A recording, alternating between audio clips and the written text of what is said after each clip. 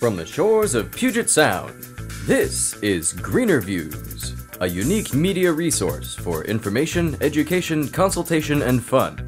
GreenerViews is a part of the Healthy Homecast network and is brought to you exclusively by HealthyPainting.com and AmbrosiaDigitalMedia.com. Each episode will introduce and connect you with services, products, practices, organizations, and groups that focus on the health, happiness, safety, well-being, charity, and community of all. Find us on the web at www.greenerviews.net. And now, your host, Daryl Whalen. So hello and welcome to episode 32 of GreenerViews. I'm Daryl Whalen here with audio engineer Randy Parcel and video engineer Michael Schwartz. Joining us this evening is Terry Phelan from Living Shelter Design Architecture. It's quite a mouthful. And the EcoLogical Home podcast or radio show. We'll get into that a little bit. It is both. GreenerViews is part of the Healthy Homecast network and is brought to you by HealthyPainting.com and AmbrosiaDigitalMedia.com. Welcome to the show, Terry, and thank you for joining us. Thank you. It's my pleasure being here. You're very welcome.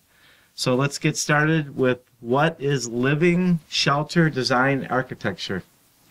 It's a small woman-owned architecture firm in Issaquah, Washington, and we mainly do custom home design, some remodels, some new construction, and our focus is on healthy, energy-efficient homes made from natural materials. So, what is your specific role and responsibilities in the company? It's a one-person firm, so I do everything. I wear all the hats. I've got a big pile of hats that I change out whenever need be. I do have a bookkeeper that's a former employee that comes in and helps me once a month or so, and a former employee that does some drafting work for me when I need help in that department. But other than that, I do my marketing and my design work and my drafting work and my research and then the podcast. So I've got a full life. Gotta love that bookkeeper, huh? Yeah. I have a bookkeeper too, and it's just makes my life a lot easier. Marty was my office manager for 3 years when I had a staff. I had a staff of 6 people for about 6 years. And that kind of drove me crazy, and so I went back to a single-person firm in 2007, just before the economy would have forced me to. Oh, so the economy. So you were like some kind of a fortune teller. You weren't responsible for the whole thing, were you? No. So how did you get started doing this kind of work? Well, doing which kind of work? Architecture and design work and living shelter. I've had a love of design since I was a kid. I thought I was going to be a fashion designer until I took a mechanical drafting course the senior year of high school. And I finished a year's worth of the course in one semester and decided I was going to draw houses. Went to community college, got a part-time job while I was going to school there. It turned into a full-time job before I graduated. I always thought I could go back, and I never did. And the rest is history. Pretty much, yeah. And you're still doing fashion designing. It's just on homes and buildings. And I do still do some sewing and jewelry making and fashion stuff, but mostly it's bigger projects than a wardrobe piece. You've incorporated environmental responsibility and sustainability into your fashion. Yep. And that's a big part of who I am, too. And the reason I took that road when I started my business in '92 was because I could. You know, I'd been working for other people who weren't interested in it. And I saw a book on the shelves, The Straw Bale Home. And it turned on a light switch, and I decided I'd learn as much as I could about straw bale construction. And I spent about a year reading and taking workshops and making connections, and made a intention that within 5 years I wanted to be doing nothing but environmentally sensitive design. And it took 8 years to get there. But setting that intention is, I think, what made the difference. Great. Michael knows about that, right? We're getting into the setting the intention stuff, the hippy-dippy stuff. But yeah, when I think of living building, that's what I think of, is the stuff that the straw bale houses. And what about the cob houses? Cob's beautiful. It takes a while. Yeah. Because you're building with these little balls of clay. That's what a cob is. It's not corn cobs. A lot of people think that cob is corn cob, and it's not. I think that they've actually made houses with corn cobs. Well, there probably have been houses made with corn cobs, but that's not cob construction. Ah, interesting. Okay, well, then you got me on that one. Oh, boy, it's been since sometime at least 10 years ago. Well, I guess it was probably closer to 15 years ago. I was in Lansing, Michigan, an alternative energy and building conference. And that's the first time I was exposed to stuff like straw bale and the cob thing, and there was all kinds of there was a parade of vehicles that ran on like various different types of fuels, like air and water and electricity. Oh, we could use some of those today. Yeah. That's really cool. So what percentage of the work that you do is along the lines of that straw bale and cob and stuff like that? I would say about 20% of my projects are truly natural building projects, where they're using alternative materials that are very locally found, and they're purchased from people who are part of the community, and they're very low. They're not manufactured products. Yeah. And I help people create not only the design for the home, but I also teach workshops for these. So I help people build their homes while teaching other people how to do it. And then the other 80% of my work is using more standard building materials, but in ways that use less materials and create a healthier place. Yeah, we had Second Use was on here not too many episodes ago, and they've got some fun stuff. They got some really cool stuff. Yeah. Yeah, no, that's really cool. That's really neat. Well, we're certainly in a good place in the Northwest for the type of work and the building that you do. There are a lot of people around here who are of the mindset to do that, to use that. Now, not a lot of people think that straw bale construction makes sense in Western Washington. Yeah. And we never try and push that. But we know how to make it work if that's what somebody wants to do. Most of our straw bale work is on the drier side of the Cascades. Oh, okay. What about the living roofs and the green roofs and the green walls and stuff? Do you incorporate that stuff in there as well? I haven't had a chance. I haven't had a client who's wanted to do a green roof. I'd love to. Yeah. I've suggested it on a couple projects, but it just hasn't come through yet. Green walls are still pretty new. Yeah. And they're really expensive. They're mostly used on commercial or industrial projects where they've got like a budget for sculptural or artistic installations, and they can be used for that. So it's got a lot of a visual type of a thing to it. But there's They're also beautiful. The green walls. The first time I saw a picture of one, I swooned. It was just, oh my God. That was on a building in Paris, I think. It was on a photo of a museum in Paris. And I was going to Europe the next year, and I wanted to put that on my list of things to see, and I never got there. What about solar? Do a lot of solar, mostly passive solar. In your business? Yes. Yeah, cool. Yeah.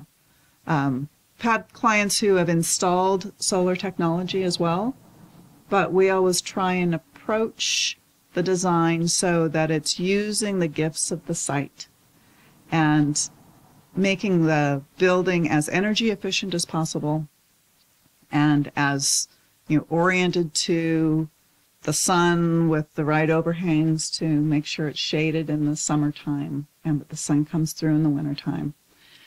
So that if they do want to do solar panels, whether it's solar hot water or photovoltaic to produce electricity, that they can put in a really small system. They don't have as much that has to be produced by the technology. So one of the things is that we had a little bit of a conversation prior to this with our exchanges, and I remember there was a thing that you brought up about how natural buildings are dictating the future of green building and stuff. Did you want to talk on that a little bit? Sure, I can talk on that. I think what is happening is that the people that have been in the natural building movement for a while now are starting to be consulted by people who want to do more.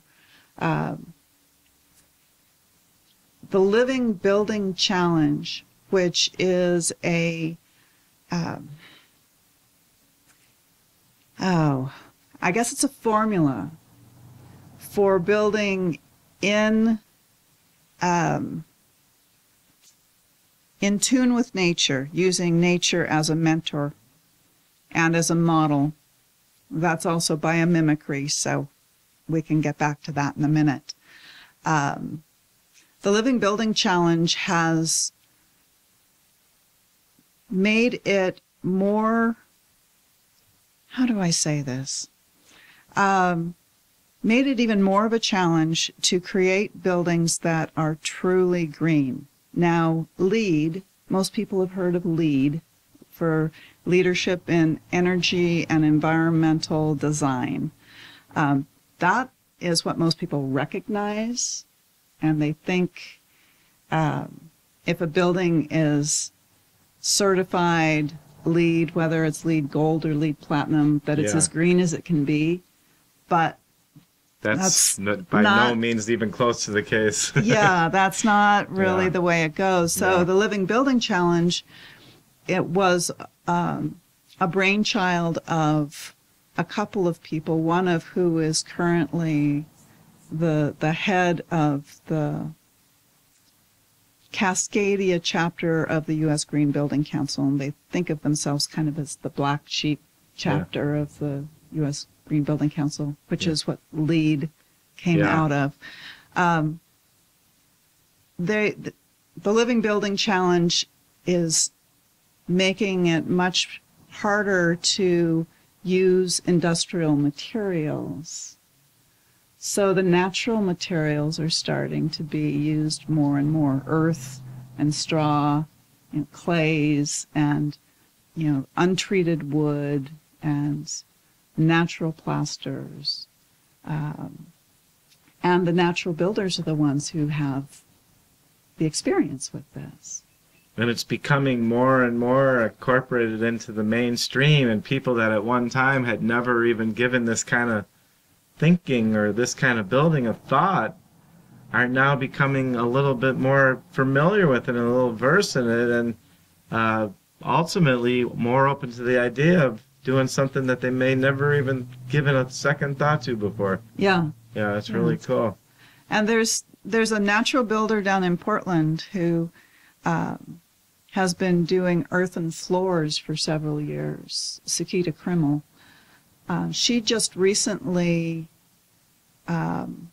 created a formula that could be bagged for doing earthen floors. And she's selling it in stores all over the Northwest, and people are going crazy for it. So it's really fun to see that there's a bridge happening between natural building and green building, and they're kind of coming together. Yeah, LEED certainly has its positive and its good things about it, but it's more of a corporate, sort of a really recognized thing, and the Living Building Challenge is definitely something more. So our podcast is interviewing the forerunners of change and talking with and meeting and hearing about and learning about people that definitely are doing stuff outside of the box. Yeah. So yeah, that's really exciting. Thank you so much for sharing that stuff with me. That stuff really gets me going. Yeah, the Living Building Challenge was exciting for a lot of people when it first came out. Yeah. Yeah, we've talked about it on the show a few times. It's really cool. So who do you look at as your target clientele for your company? Oh, boy. Usually people who are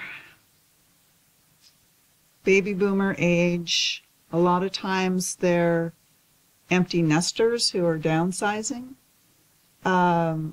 Sometimes they're a little younger than that. We're kind of seeing a crossover now between our older clientele and the younger clientele. But they're usually interested in, eating organic food, growing some of their own food. They like to be outdoors, do hiking and bicycling, and they're people who, I guess, feel good about themselves and what they're doing. I've had some client or some prospective clients who haven't been very. They have a hard time connecting with me. They have a hard time saying what they want and what's important to them. And I find that those aren't people that I fit well with. In fact, I recently had a client who decided after just our first couple weeks of service that we weren't a good fit. And it hurt a little bit until I started thinking about it and realized they were right. It's a two-way street, too. Yeah. And you really have to trust your gut. I think a lot of times it's not a tangible characteristic that I could put my finger on and say, that's my ideal client. It's more of a connection. Yeah.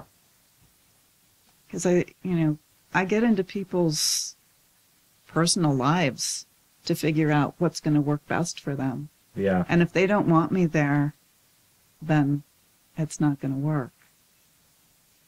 Well, if along the way, you spread a little bit of information into their minds and their hearts that they didn't have before, then it's still a victory. Yeah. Great.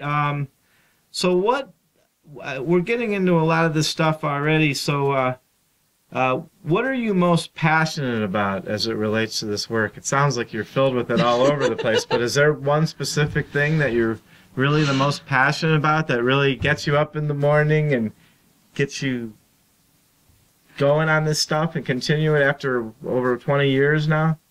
Well, I think you touched on it just a minute ago when you said, if you pass on some information and you educate somebody, education is a big part of the mission of my business.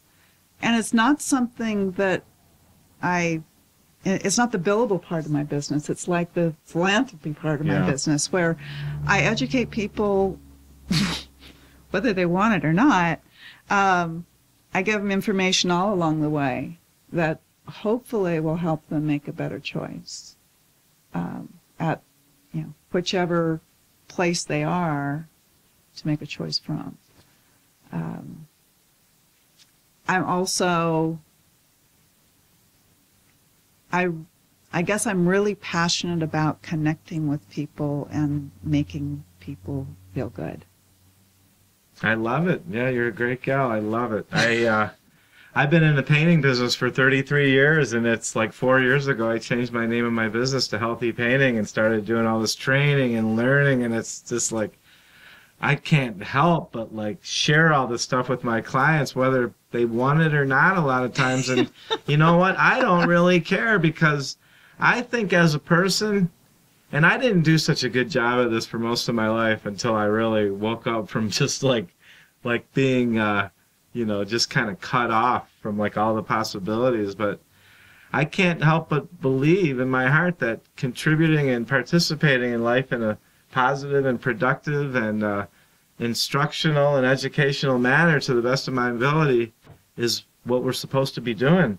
We have to make money to some degree to support ourselves, and it doesn't mean that we have to be doing that all the time, 24/7. But the truth of the matter is, my life is, this podcast is one small example of that, and some of the other stuff that I'm working on or I've been doing over the years, and the volunteer work and the auctions and stuff our businesses get involved with. It just makes me feel like a person. Well, that's a really good point. And I think a lot of people are looking for ways to take their career and get it in line with their values. Yeah. You talk to people who are excited about their work, and it's work that is in line with their values. The people who are not excited about their work, there's too much contradiction between their values and their work.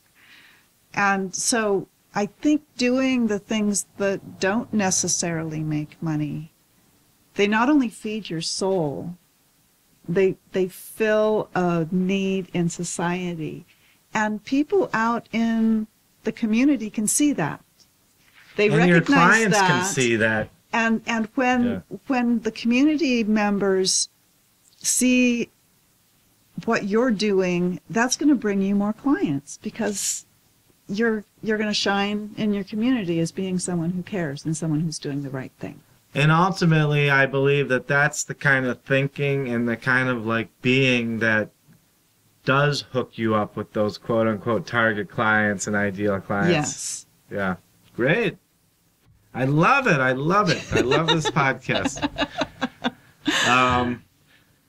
So what advice do you have for someone seeking the type of service you offer, either from yourself or from somebody else that seems to be wanting to at least communicate that they're doing something similar? I would say go on the internet. I mean, that's where most people are getting their information these days. Search for services that have keywords that are part of, what you want to accomplish. Say, green home remodel design for someone like me. Look for someone who has worked in the area that you want to build and has experience doing the type of, not only the type of project, but the type of characteristic. Say, if you want a traditional home, find someone who can design in that direction. Talk to other people who have had work done and get recommendations. Word of mouth is, most small businesses rely on word of mouth for passing on the services that they do, finding new clients through former clients. And then interview 3 or 4 people and find the one that you really connect with. The person you connect with is the one who is going to really be able to visualize your dream and put it into 3 dimensions. And they may cost a little bit more up front, but usually someone who costs a little more on the service end is going to save you money on the back end, the production end of the project. Yeah. I so often find people who will just call me on the phone and say, how much is a set of plans? Or it's like, well, it depends. How much is a house? Yeah. How much does a house cost? How much does a car cost? Well, it depends on a lot of variables. You want 3 tires or 4? You want a Volkswagen or a Mercedes? Or a Lamborghini? Or... Yeah. Do you want an iPod or do you want an 8-track player? There's a lot of factors. There's a lot of factors, and you really have to look at the big picture. Don't just look at that one little slice of what's it going to cost me to buy that thing, but what's the total cost? 10 years down the road, what will I have paid out? Not only in services and construction, but in the energy expenditure. I was online the other day and I was looking at something business related, and they were talking about for like painters and construction, more like the small type stuff. And one great piece of advice was look inside their work truck and see what it looks like. Oh, in the cab? And like the whole truck, like how organized it is and stuff. And the guy that I work with, Tom, and I were out today looking at a project, and there was somebody like doing some work over there in the neighborhood, and it was like this work truck, and it looked like a bomb went off inside there. I mean, it was like garbage and stuff, like, and debris and stuff, and work debris was obviously like falling out of the truck and stuff as they were driving by and stuff. And I didn't think it was funny, but it was kind of funny because it's like, it makes a lot of sense. I mean, there's a lot more to the picture than the price. Yeah. Yeah. Yeah, there is. And I'd like to add on to that when you asked about giving people advice on where to look. The Northwest EcoBuilding Guild, I think of that as my tribe. If I hadn't joined the Guild 15 years ago, I would not be where I am today. You were one of the early ones. I was one of the early ones. I'm an early adopter all the way. That's a great place to find anyone in the design and construction and materials supply realm for home improvements or home construction. It's, they're all over the Pacific Northwest. The strongest chapter is right here in the Seattle area. And they're just a great group of people. It's a great resource. Great. So let me take a look at time here. Okay. We don't have an official clock on the wall. So, yeah, we're really rolling along here. Time goes fast. Yeah, it sure does. As a matter of fact, let's take a short break and we'll be right back with the interview. You are listening to GreenerViews. Gravity connects me to the earth, which connects me to people who connect me to myself more honestly. And gravity connects me to the crust, which connects to the leaves on the trees that make it possible to breathe.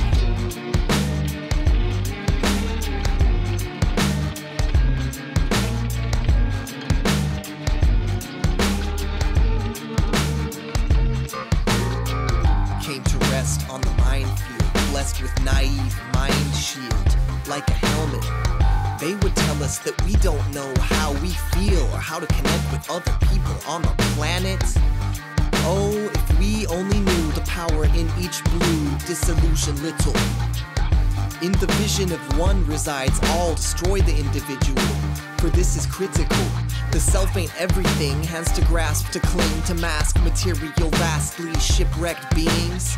At last, release the greed amassed with capitalist tasks and contact. The mass communication is all we have in dwindling fast. Okay, well, welcome back to episode 32 of GreenerViews, and with our interview with Terry Phelan here, who was just she was B-girl in it over here on the floor in between with the hip hop music there. I say that about everybody. Of course, she wasn't doing that. And from Living Shelter Design and from the EcoLogical Home podcast. And we're going to get in and talk about the podcast and radio show here. What is the EcoLogical Home, correct? It is the EcoLogical Home. It is a weekly podcast that, similar to yours, except I don't have a video component. I interview different people in the Pacific Northwest, mainly, that are doing interesting things in the realm of sustainable homes and communities, creating resilience for those communities. And it's kind of the second life of the program. I used to do an online radio show that was a 60-minute show broadcast over an internet network. And I did that for a year. I was actually with 2 different networks over that year's time. And I was doing big names. Sarah Susanka and Bill Reed and David Johnston and some of the big movers and shakers in the U.S. But I had to pay for my time. And I was given a song and dance that I would have people buying advertising, and of course, I fell for it at the time. I wanted to do something different. Well, it is possible to do that, but you've got to go get all those people.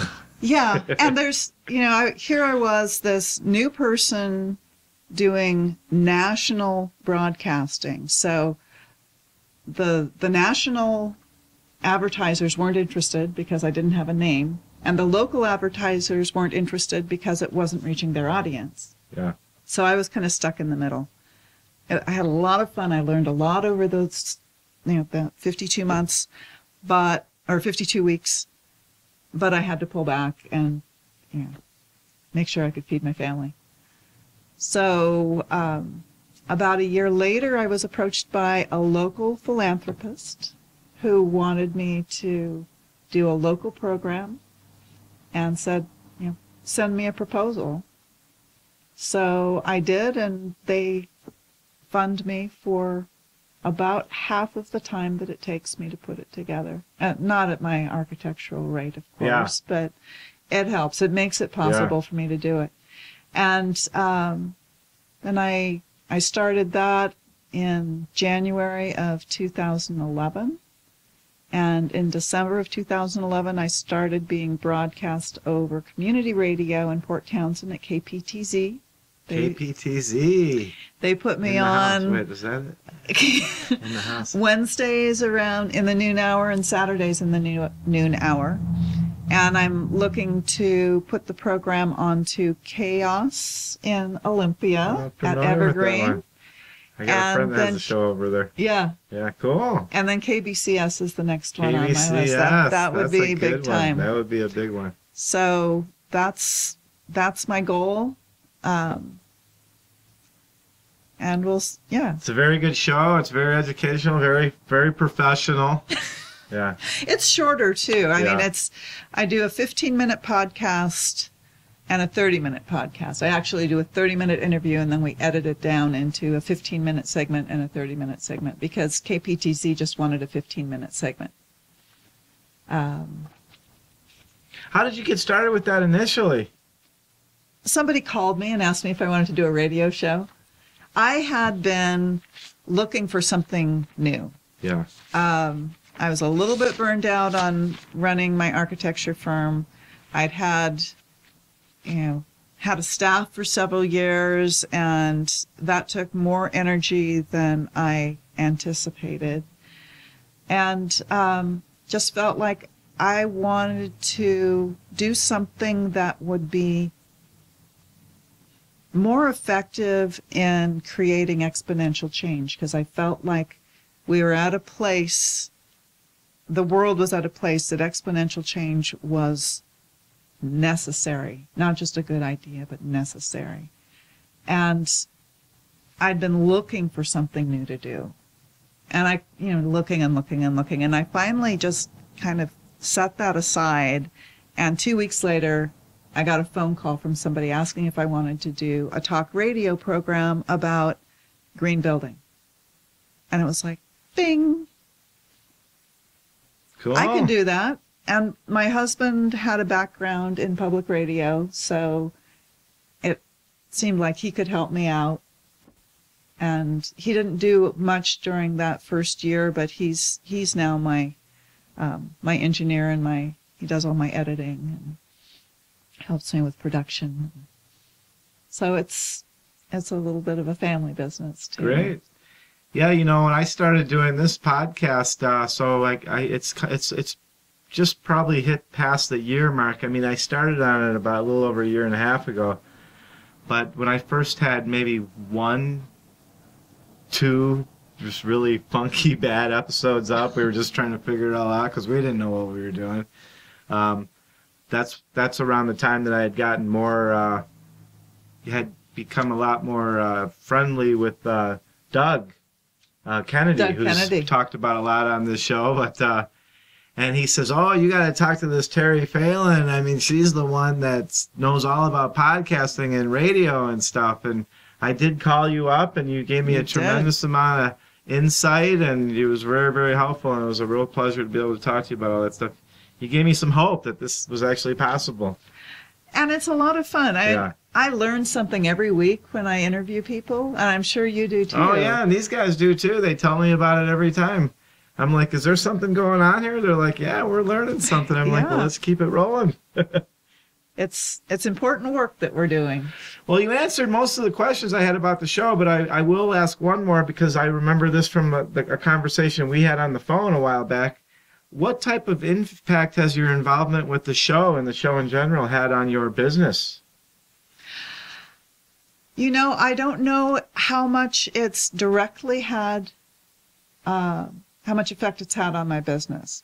It's had a wonderful effect on my networking with other professionals, because I am learning. I'm reaching out to other people in the green building circles, learning what they do. They find out what I do, and then we refer each other to clients and potential clients.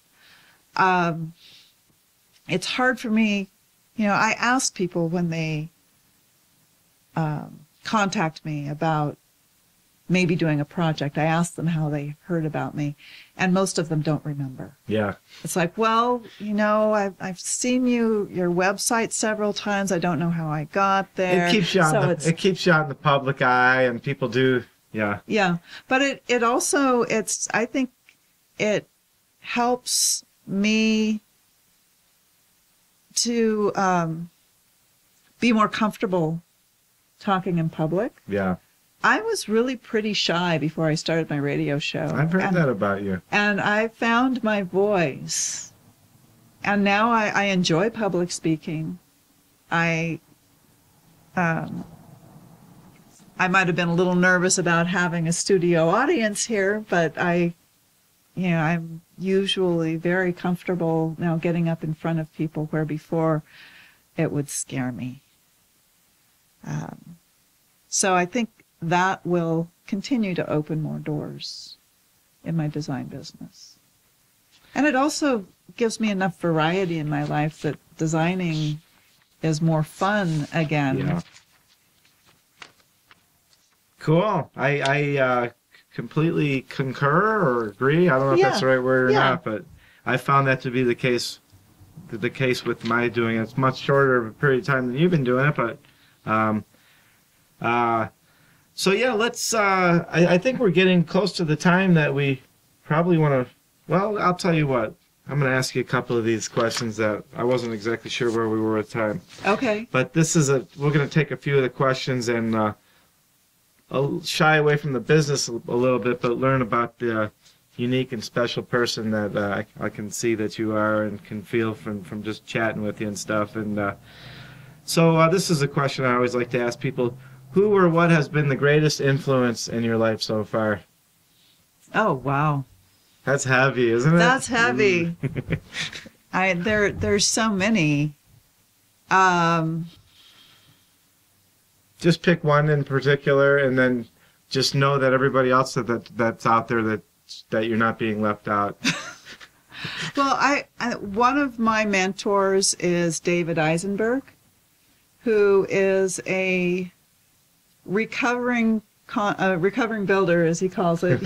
He's been instrumental in changing the building codes, the national building codes, to include more alternative materials and really protect the general health of not only us as people, but of the environment.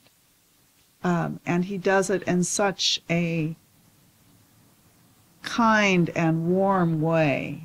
I think that's one of the reasons why I love who he is and what he's done.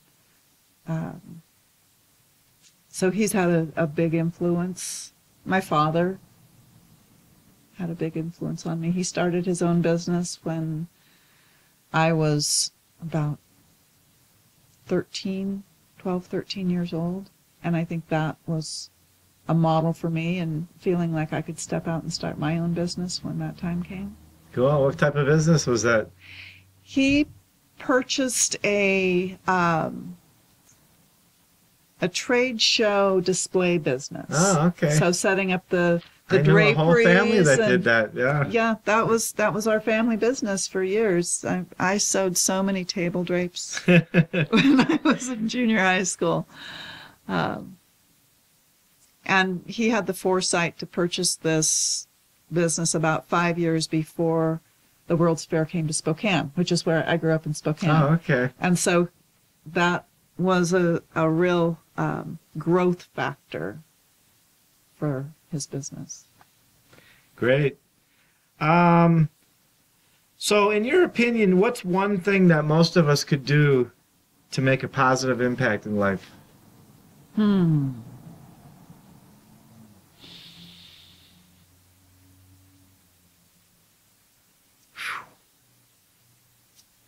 These are deep questions. Yeah, we're one we're one heavy podcast. Pay attention.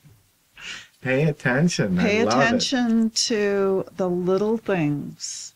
And I've found that if you hear about something or see something 3 times in a short period of time, the universe or God or whatever you connect with is trying to tell you something. Pay attention. There's so much that we miss, that we just don't see, we don't notice. Great. Thank you so much. Sure. I love it. Okay, well, before we wrap it up here, let's take care of some of the logistics. Contact info. Let's start with the business first and then the podcast. Okay. Any phone numbers, email addresses, web links? Website is www.livingshelter.com.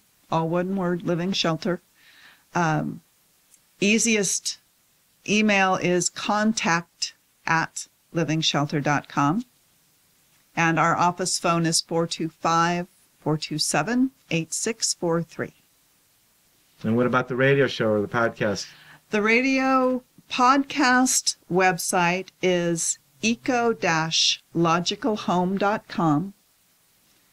And the contact@ecologicalhome.com is a good email address, and the phone number is the same. It's all out of the same office. Great. So are there any special offers or upcoming events or other information that you want to share with the listeners? You figure about 2 weeks out. So Okay. Well, I'll be teaching some straw bale workshops, hands-on workshops at the Mother Earth News Fair at Puyallup.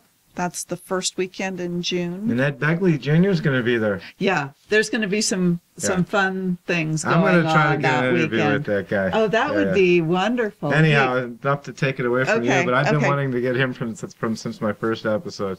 So the Mother Earth News Fair, that's also a great place to go and learn all sorts of things about urban homesteading and, sustainable living.